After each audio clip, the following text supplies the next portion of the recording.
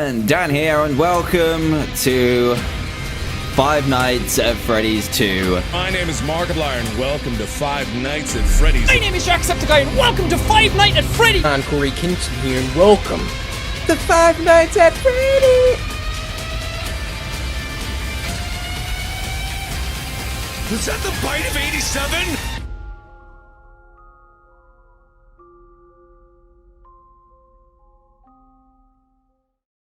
Hello. Hi. Hi guys, this is Tom from the future here, and I just watched the Five Nights at Freddy's movie, and oh boy, we've got a lot to talk about. Like, if you're a Five Nights at Freddy's fan, you need to see this, and I don't care if you're under the age of 15 or whatever, you need to go to the cinema, and you need to say to the staff, bro, let me watch this Five Nights at Freddy's movie, and if they say no, then just say to them, no, just kidding, don't do that. But yeah, I would recommend this movie to anyone who loves Five Nights at Freddy's. Even if you've just started getting into it and playing the games, just go watch it. And I'd even recommend it to people who've never played the games. And I'll explain why in a moment. So first, we might as well, there's a lot to go over, so let's just start with the story. So basically, the plot is, there's a guy called Mike.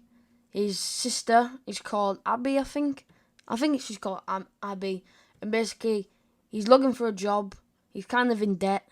He needs to support his family. He'll take anything. So he meets this guy called Steve Raglan, aka Purple Guy. And he's basically like, yeah bro, I've got a job for you, but it's a security guard. Because these guys break into the pizzeria, and then Foxy and all the other animatronics just start annihilating them all.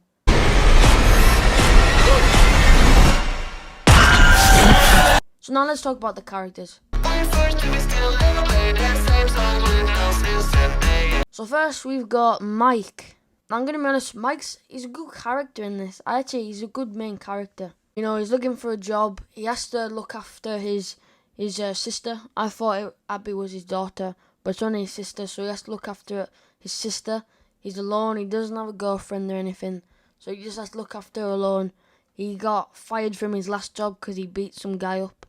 And obviously he has to put food on the table and pay rent, so he gets a new job as security guard, like I said. And yeah, he's just basically the main character. I don't really have a problem with him. He's kind of relatable, and I say that because, no, I don't have a job, but it's because he has to go to his job, and he's like, nah, I can't be bothered to do this, and he just falls asleep all the time, and that's kind of me when I go to school. That's why I think he's relatable, and don't worry guys, it's not because I've been chased and hunted down by animatronics possessed by ghost children. Next we've got Vanessa. I actually liked Vanessa in this movie. When I saw her in the trailers, I was kind of like, no, I don't really want you in this movie. You're in Security Breach, so I don't want you in it. And I was like, yeah, I judged the book by its cover. She was actually pretty cool in it. And when the twist was she was Steve Raglan's dad, I was like, nah, no way. So yeah, I liked Vanessa. Then we've got Abby. I mean, yeah, she was alright. Just a little kid, just like looking for friends, drawing pictures. She liked to draw pictures. She drew very strange pictures. One was of her brother getting kidnapped. One was of all the animatronics. There was loads. So yeah, Abby was alright. I don't really have a problem with her. Just like a normal little kid. Then we've got Steve Raglan. Or should I say Shaggy? And you know, I'm going to be honest, he was a really good baddie. He turned out to be William Afton. Obviously, I knew that. Every Fnaf fan knew that he was a baddie. I mean, come on. He was Springtrap. He played Springtrap really well. He played William Afton really well. He was a good baddie. You know, it's weird though, because I never thought I would see Shaggy in a Springtrap costume trying to kill everyone. You know, that's something I never thought I would see. You know, Springtrap was like the thing I was most looking forward to in this movie. The things I was most looking forward to was Freddy, Foxy, and Springtrap. As well as the design of the sets, but like they were the main three things I was excited for, and all them three things were awesome. So yeah, Springtrap was a very good baddie. I'm really happy that there was a good baddie in it and he turned out to be really good. Because in the games he's really good. So I'm glad they managed to pull it off. The only thing I'd say about Springtrap is that I wish he had more screen time. I get that he's like the final boss and you know, he kind of needed to wait till the end. But I just wish he had more screen time. And I don't think he's dead. Because when all the animatronics team up on Springtrap, they, I don't think he's dead, basically. Because he's William Afton, he always comes back. And even if he is dead, he'll come back as a ghost, which means he'll be even harder to kill. Now, the animatronics in this movie were okay. They were a bit up and down for me. At first, I really liked them because they were really creepy. And Foxy, in my opinion, was the scariest. Well, not the scariest, but he got the most kills out of them, as well as the Cupcake. I think it's kind of funny how the Cupcake killed more people than Freddy, and he's like the main character in it. Yeah, you silly little Cupcake. So yeah, the animatronics were alright. Like at the start they were creepy when they were singing the songs and that. It was creepy, and like when Mike was going around looking through the curtains, I have to admit that was good. And I like how it's not CGI, like it's actual animatronics. That's pretty cool. Like the way they moved around and that. It's just the thing I'd say about the animatronics, and this really bugged me, is that they were friendly. In the games, they're just bloodthirsty, killing animatronics, killing machines. So it kind of got on my nerves that they were nice, because that's not what the game's about.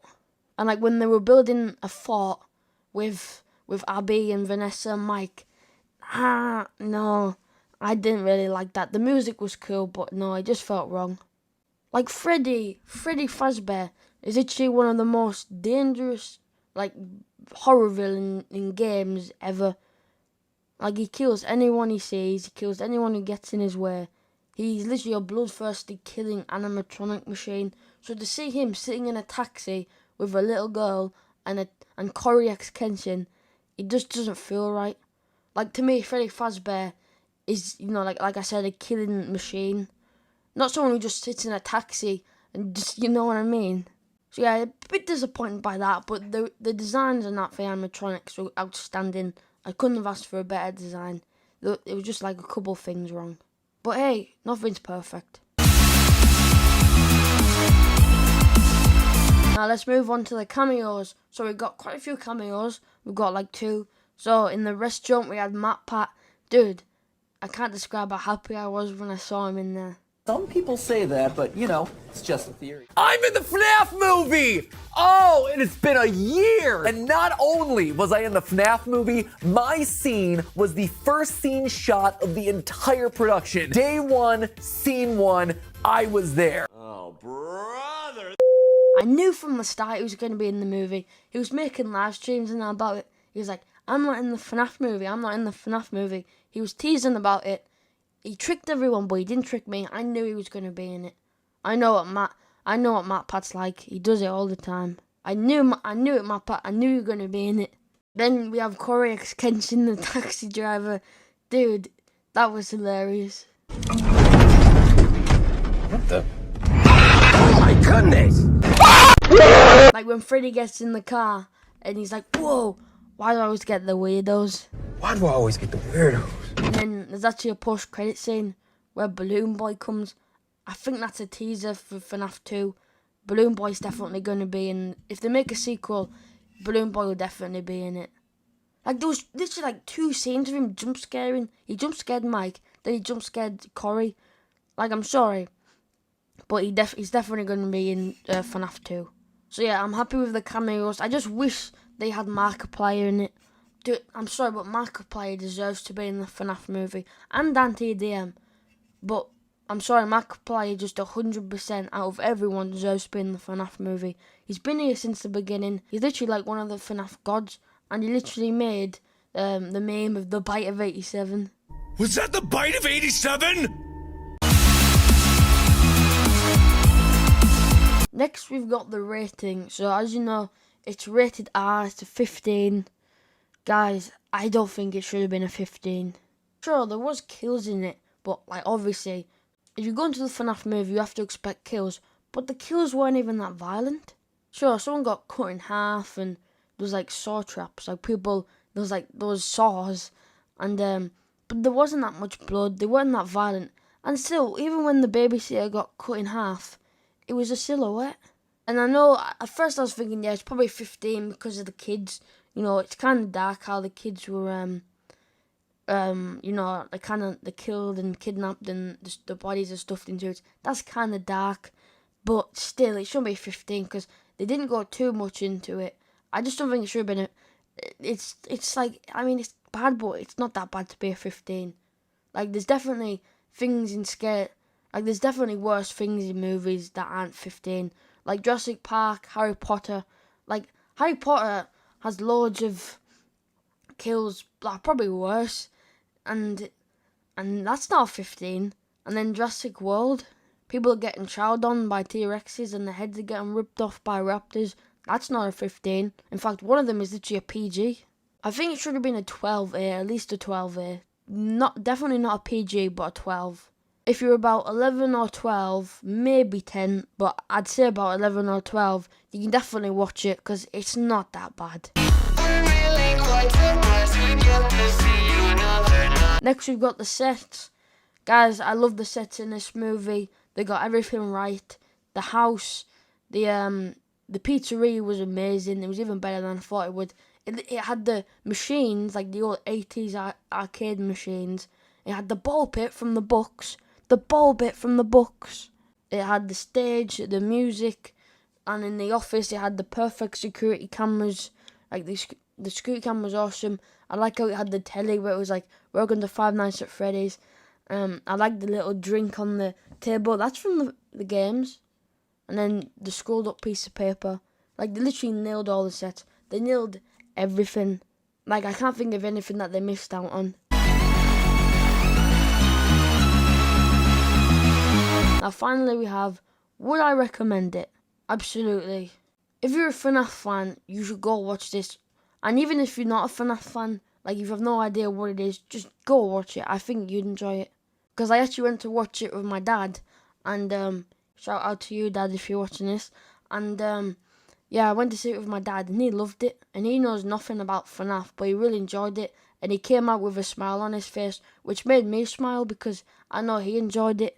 And he doesn't know anything about Fnaf. I mean, he knows a couple things, but he doesn't know, like, everything, if that makes sense. So yeah, if you don't know anything about Fnaf, just watch it, because my dad enjoyed it.